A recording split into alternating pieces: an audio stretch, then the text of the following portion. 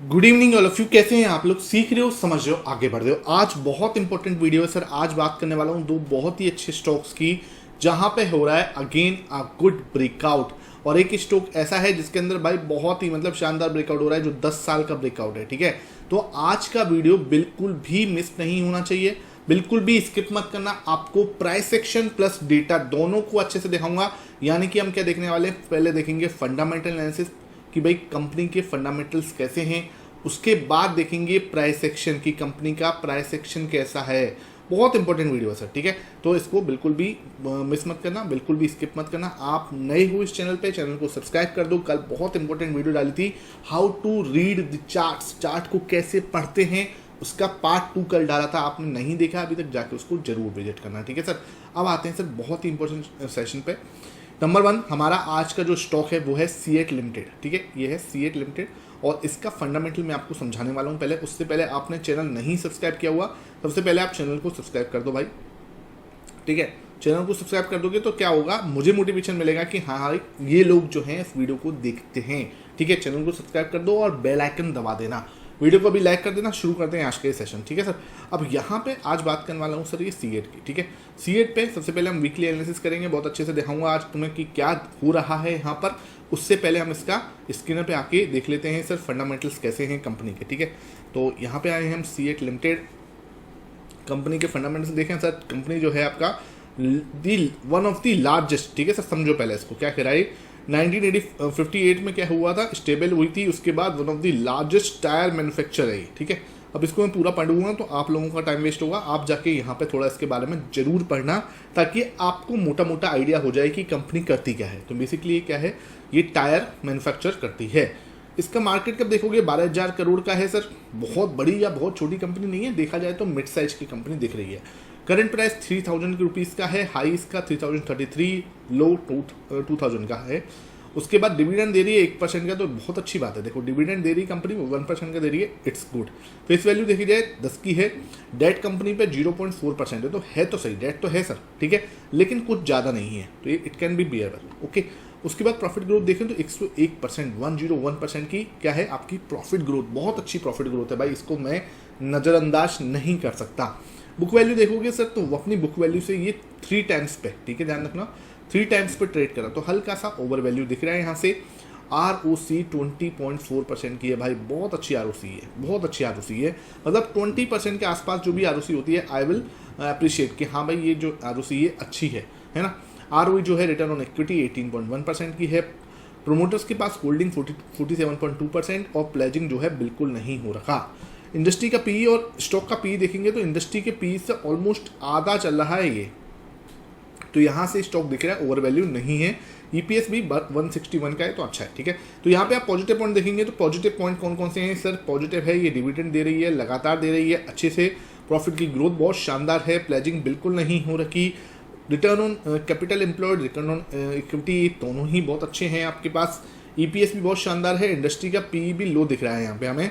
तो ये सब पॉइंट जो है यहाँ पे दिख रहे हैं अच्छे पॉइंट हैं, तो कंपनी के फंडामेंटली कंपनी थोड़ा पॉजिटिव और स्ट्रॉन्ग नज़र आ रही है। ठीक है सर, उसके बाद देखते हैं यहाँ पर हो क्या रहा है। नीचे की साइड आते हैं। हाँ, ये मैंने आपको बता ही दिया था कि बुक वैल्यू से 3 टाइम्स पे चल रही है आपकी कंपनी, तो ये एक नेगेटिव पॉइंट है इसका, ये मैंने आपको बताया था। उसके बाद कंपनी ऑलमोस्ट रिड्यूस जो है उन्होंने डेट किया है और डेट फ्री हो सकती है आने वाले 2 क्वार्टर में। ठीक है, this can be possible. Okay, तो ये चीज़ हमें दिख रही है यहाँ से।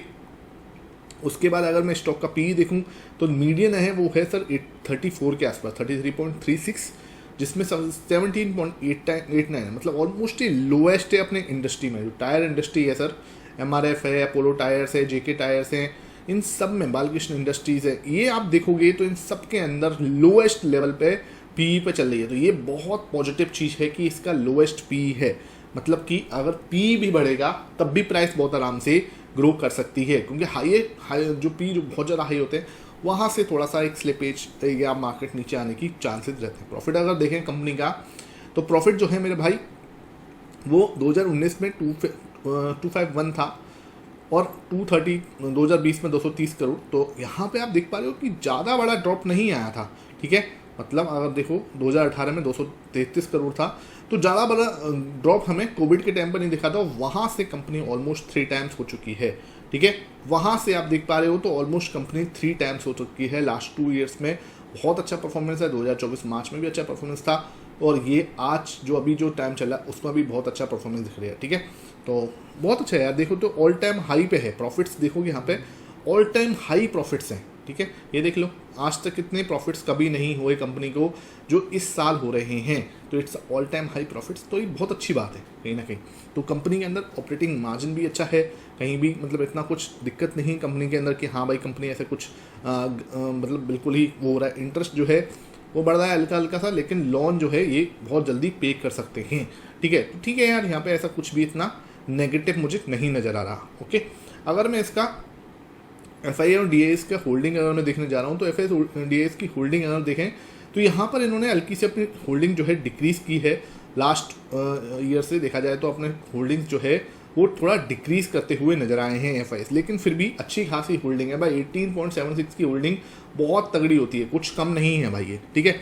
और डीएस की अगर होल्डिंग देखें तो उनकी भी उन्होंने लगभग बढ़ाया है, ये लगभग अपना होल्डिंग बढ़ाते आ रहे हैं। 2022 से 11.66 था, 13.6 किया, फिर 15.91 किया और अब 17 पे चल रहे हैं, ठीक है। लास्ट 3 ईयर से अपनी होल्डिंग्स इसमें ग्रो हो रही है। तो कंपनी देख रहे हो अपना फंडामेंटली स्ट्रॉन्ग कंपनी है। सीएट हल्की कंपनी नहीं नजर आ रही किसी भी तरीके से।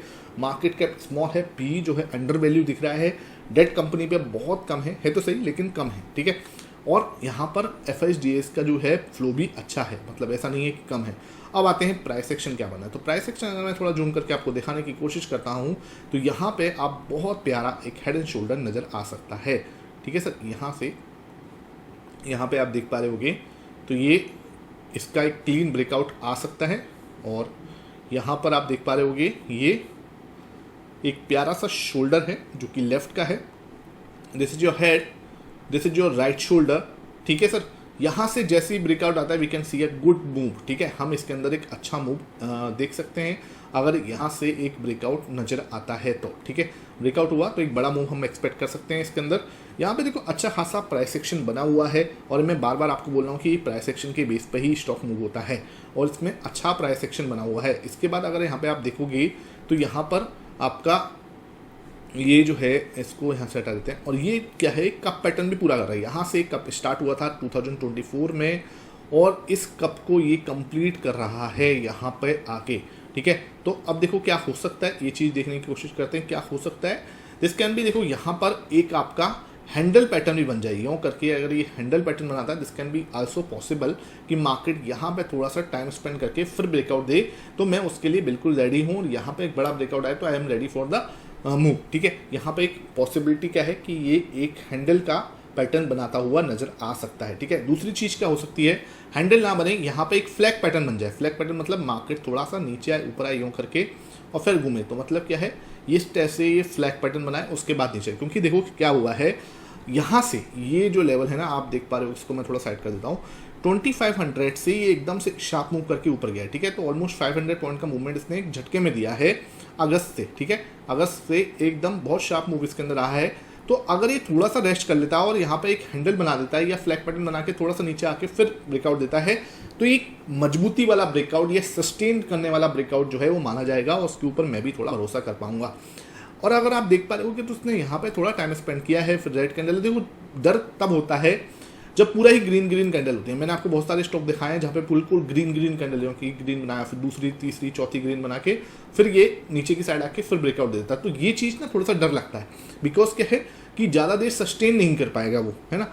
आई वॉन्ट कि यार थोड़ा सा कंसोलिडेट करके अगर ये ब्रेकआउट दे, जैसे कि यहाँ पे एक कप बना दे छोटा सा, उसके बाद अगर ये ब्रेकआउट दे तो यार वो बहुत ज़्यादा अच्छा और सस्टेनेबल और स्ट्रॉन्ग ब्रेकआउट माना जाता है। उसके बाद अगर थोड़ा सा वापस से रिटेस्ट करता है, ठीक है, इस लेवल पे, इट्स वेरी गुड। उसके बाद हम एक बड़ा मूव इसमें एक्सपेक्ट कर सकते हैं। मूव कहाँ तक जा सकता है ये देख लेते हैं एक बार। तो मूव भाई इसने जो इसका लो लगाया है ये लगभग है आपका 2250 का, है ना।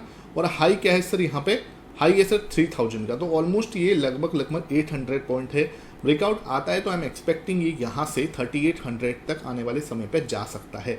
अगेन मैं आपको डिस्क्लेमर दे दूं, this is not a buy sell recommendation, this is not a investment advice. अगर आप कोई भी ट्रेड करोगे तो आप अपने फाइनेंशियल एडवाइजर से कंसल्ट किए बिना बिल्कुल मत करना। ट्रेडिंग और स्टॉक मार्केट के अंदर, इन्वेस्टमेंट के अंदर सिर्फ 10 में से कोई 1% ही है जो प्रॉफिटेबल होता है, ठीक है, एज पर दी सेबी डेटा। तो इसलिए मैं बार बार बोलता हूँ, आप अगर कोई भी ट्रेड करो तो अपने फाइनेंशियल एडवाइजर से कंसल्ट किए बिना कोई भी स्टॉक के अंदर नहीं एंटर करना। यहाँ पे मेरा पर्पस आपको सिर्फ और सिर्फ प्राइस एक्शन समझाना है, ठीक है, तो ये आप जरूर देखना। उसके बाद आते हैं सर हम आज के सेकंड स्टॉक पे। आज के सेकंड स्टॉक पर तो यहाँ पे है, हम आ रहे हैं sir advance enzyme technology limited, ठीक है सर। तो ये फार्मास्यूटिकल कंपनी है, इसके बारे में थोड़ा सा पहले पता कर लेते हैं और फिर हम इसके ऊपर चर्चा करने वाले। तो ये है आपका advance enzyme technology limited. Market cap सिर्फ और सिर्फ 6000 करोड़, यानी कि मतलब 6000 भी पूरा नहीं है, 5963 करोड़ का मार्केट कैप है। करंट प्राइस 533 रुपये है। बुक वैल्यू से 5 टाइम्स पे ट्रेड करा है, यानी कि बुक वैल्यू से थोड़ा सा ज़्यादा है। हाई आप देखोगे 551 पे, ऑलमोस्ट हाई पे चल रहा है। लो आपका 291 का। डिविडेंड कंपनी दे रही है 0.96% की, बहुत पॉजिटिव पॉइंट है ये। फेस वैल्यू 2 की है सर। डेट बिल्कुल भी नहीं कंपनी पे, 0.04%, इसको ना ही डेट मानेंगे। प्रॉफिट ग्रोथ जो है 25.7% की, बहुत पॉजिटिव चीज़ है। प्रमोटर्स की होल्डिंग 43% की है, जिसमें से बिल्कुल भी प्लेजिंग नहीं होगी। Again a very positive point, ठीक है सर।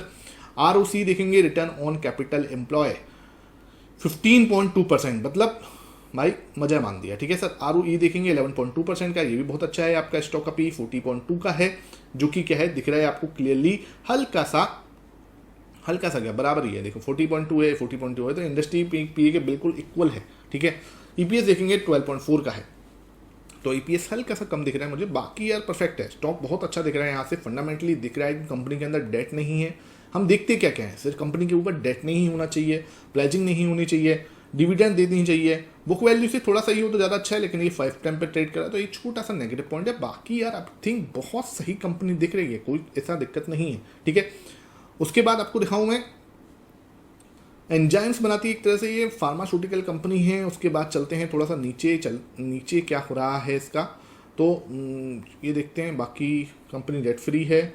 उसके बाद अगर मैं देखो फार्मास्यूटिकल कंपनी के अंदर जो है मीडियन जो है इसका उसी के लेवल पर चल रहा है, ये है ना, जो मीडियन है सन फार्मा और सिप्ला, जाइडस, डॉक्टर रेड्डी, ल्यूपेन, मैनकाइंड फार्मा और बंदो फार्मा, तो ये सब उसी लेवल पे है, देखा जाए तो उसी का ही। बस ये है ध्यान रखो, इनका मार्केट कैप अलग ही है, ठीक है।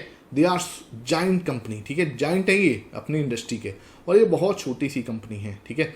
तो अगर ये ग्रो करती है, एक्सपेंड करती है, तो इसके पास एक्सपेंड होने के बहुत ज़्यादा चांस है, क्योंकि सन फार्मा जल्दी डबल नहीं हो सकता भाई, ठीक है। सन फार्मा एक बहुत ही बड़ी कंपनी है, लेकिन एडवांस एंजाइम ये 5000 करोड़ की कंपनी है। बस अगर इसको डबल होना होगा, इसमें सही में दम होगा, ये जल्दी डबल हो सकती है, तो इस चीज़ का थोड़ा सा ध्यान रखना। अच्छा, ये भी मैं डिस्क्लेमर दे दूं, जीरो होना होगा तो पहले ये जीरो होगी, ठीक है। ये जीरो होने के चांस बाद में हैं, इसके जीरो होने के चांस पहले हैं, ठीक है। तो इस बात को भी बिल्कुल मैं एक साइड नहीं बताता, कभी भी आपको दोनों साइड लेके चलता हूँ।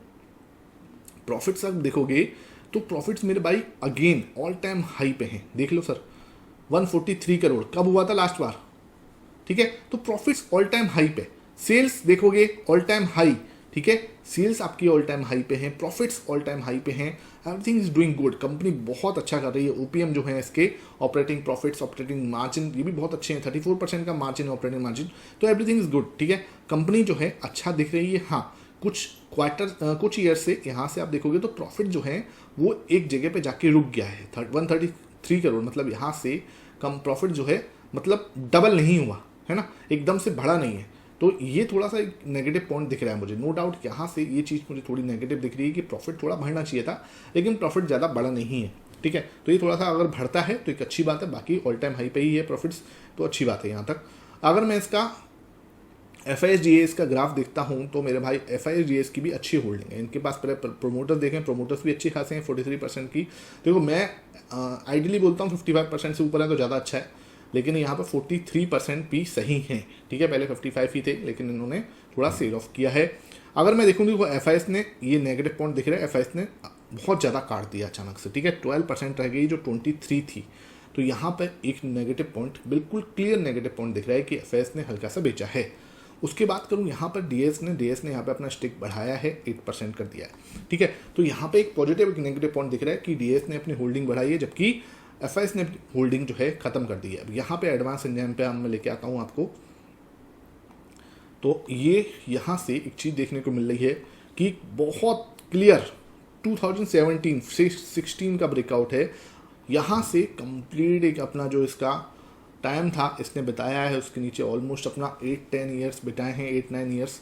उसके बाद यहाँ पे हुआ है ब्रेकआउट, ठीक है सर, यहाँ पे ब्रेकआउट हुआ है।